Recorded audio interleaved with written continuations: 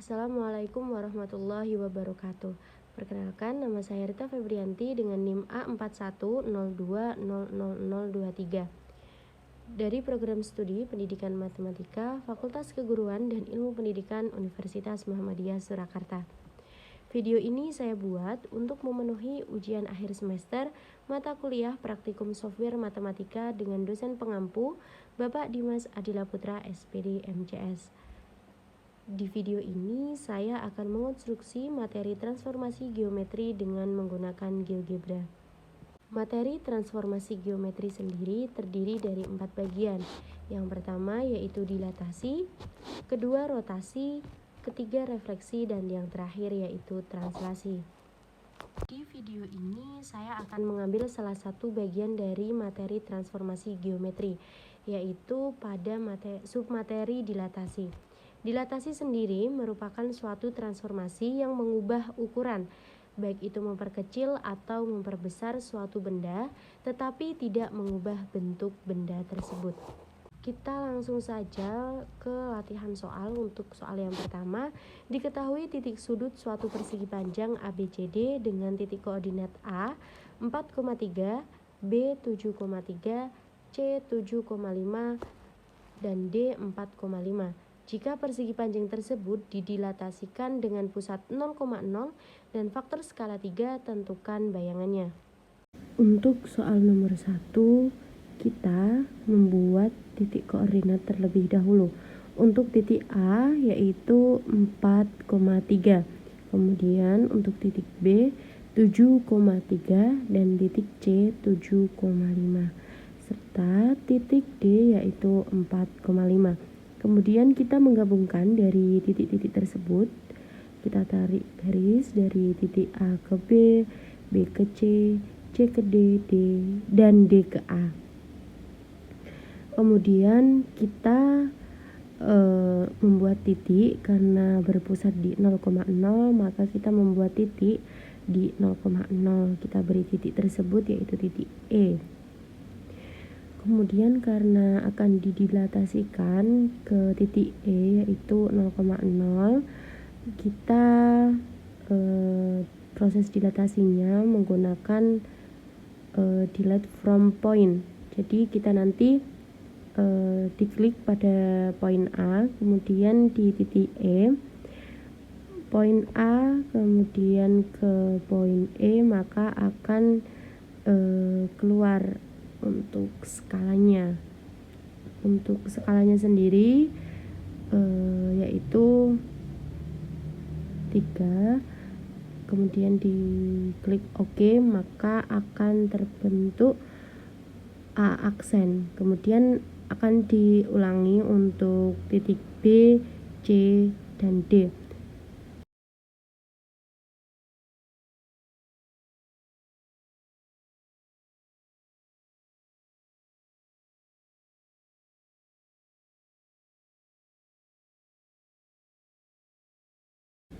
Setelah nanti terbentuk titik A aksen, B aksen, C aksen, dan D aksen, kita gabungkan kembali titik-titik tersebut. Angka-angkanya masih sama seperti yang ABCD. Kita tarik garis dari A aksen ke B aksen, B aksen ke C aksen, C aksen ke D aksen, dan D aksen ke A aksen. Maka akan membentuk persegi panjang yang kedua untuk hasilnya. Untuk titik-titik bayangannya sendiri, untuk A aksen yaitu di titik 12,9, B aksen di 21,9, C aksen di 21,15, dan D aksen di 12,15. Untuk soal nomor 2, tentukan bayangan segitiga ABC dengan koordinat titik A 2,0, B 4,4, dan C 6,0 apabila ketiga titik didilatasikan dengan faktor skala 4 dengan pusat P 2,2.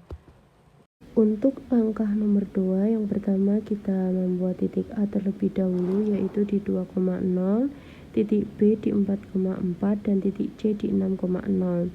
Kita gabungkan garis-garis tersebut, A ke B, B ke C, dan C ke A. Kemudian kita membuat titik lagi di pusatnya, yaitu di titik D atau 2,2.